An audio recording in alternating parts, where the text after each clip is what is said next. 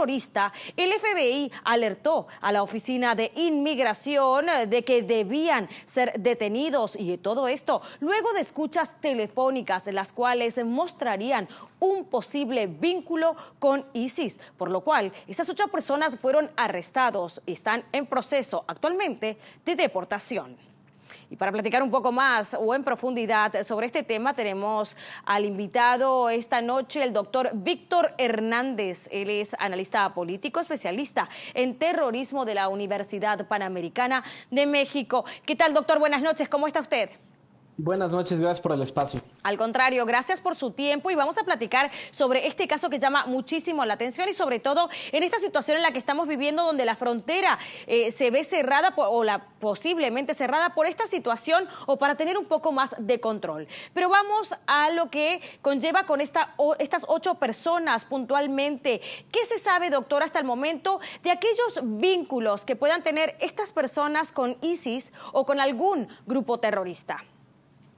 La información que en este momento tiene el FBI y ICE en realidad no es concluyente, y esa es una de las razones por las cuales deportando en lugar de iniciar un procedimiento judicial en los Estados Unidos. Y de hecho hubo un poco de tensión entre el FBI y ICE con respecto de si convenía esperar más tiempo durante estas escuchas telefónicas. Al final se tomó la decisión de no correr el riesgo de optar por la detención de estas personas. Y sí es muy llamativo que no se tome la decisión de procesar a estos individuos, incluso si pensamos que en los Estados Unidos, en la common law en general, el estándar probatorio para las autoridades suele ser más bajo, al menos que si lo comparamos con el caso de Latinoamérica, donde hay una vara muy alta para que las autoridades puedan lograr una sentencia. A nivel federal, que es el caso que estamos viendo en este momento con estos ciudadanos de Tayikistán, el índice de encarcelamiento es superior al 90%, es decir, una vez que hay un indictment, ¿no? Ya que empieza propiamente un proceso, es muy fácil para el gobierno estadounidense meter a una persona a la cárcel, y eso podría sugerir que quizás a lo mejor haya alguna otra movida de inteligencia que se quiera propiciar con esta deportación. Quizás se le busca dar seguimiento a las posibles conexiones que tengan estos personajes en Asia o en el Medio Oriente.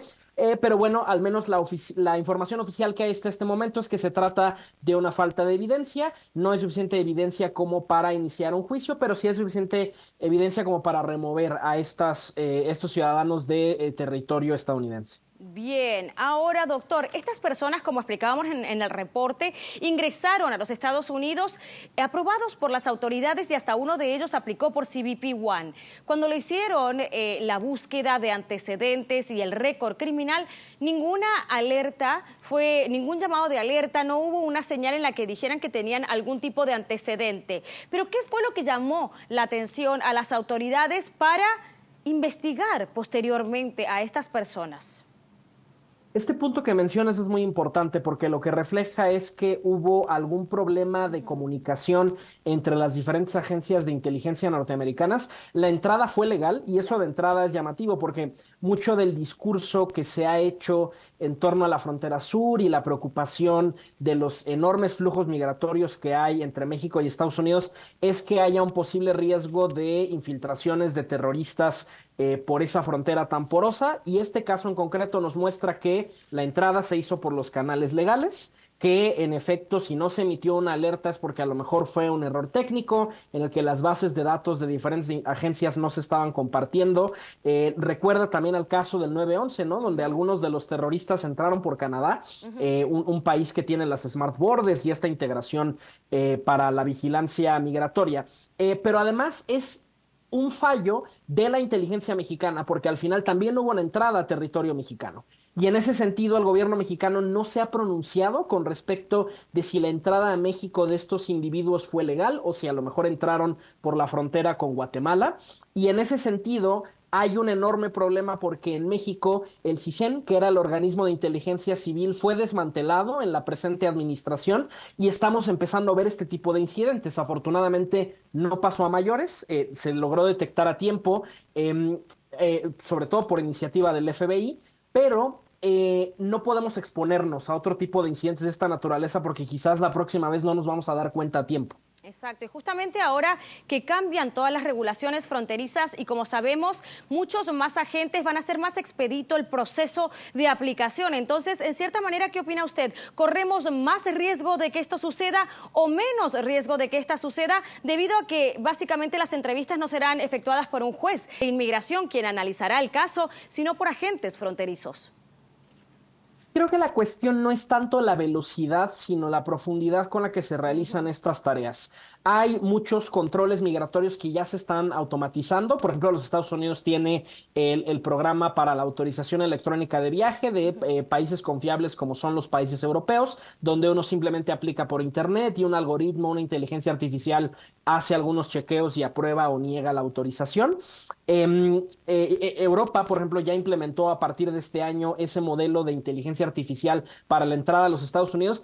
Y de hecho la velocidad es algo que le conviene a América del Norte en el sentido de que tenemos un tratado trilateral de libre comercio y en ese sentido el flujo de dinero y el flujo de personas es algo que va en beneficio de Canadá, de México y de los Estados Unidos. Más bien lo que hay que revisar es, digamos, si se puede incorporar más tecnología a este proceso, más desarrollos de inteligencia artificial que lo hagan más expedito y sobre todo, Estados Unidos tiene un gran problema que es la atomización de su comunidad de inteligencia. Estados Unidos tiene docenas de agencias de inteligencia, tanto civiles como militares, y en todo ese proceso, en esa cadena de flujo de información, siempre hay luchas entre burocracias, siempre hay errores técnicos que pueden ocurrir, y en ese sentido el modelo norteamericano es muy particular porque son muchísimas agencias de inteligencia, cuando normalmente los países occidentales suelen tener máximo dos, ¿no? Un servicio de inteligencia exterior y un servicio de inteligencia interior. Ahí hay un debate sobre la organización burocrática de la comunidad de inteligencia norteamericana. Muy bien, y doctor, en la sección 702 del Código de Seguridad Externa o Extranjero estuvo en debate durante el mes de marzo, abril hasta febrero, tomó bastantes meses para su renovación, la cual fue renovada y sin cambios al parecer por parte del gobierno de los Estados Unidos. Esta sección permite proteger a los Estados Unidos tanto y dentro y fuera de ataques terroristas. ¿Cuánto cree usted que haya tenido de protagonismo la sección 702 de seguridad extranjera, en este caso, en identificar y escuchar este tipo de llamadas telefónicas? No tengo dudas de que ese marco jurídico seguramente se invocó en este caso, pero el problema del Acta Patriota y de todas las legislaciones post 9/11 es que se han convertido en la excepción permanente. Crearon pues una serie de instrumentos de espionaje masivo, de intervenciones y de recolección de información que ya no requieren el examen de un juez. Y en ese sentido se han vulnerado los derechos a la privacidad de ciudadanos norteamericanos y también de personas en otras partes del mundo.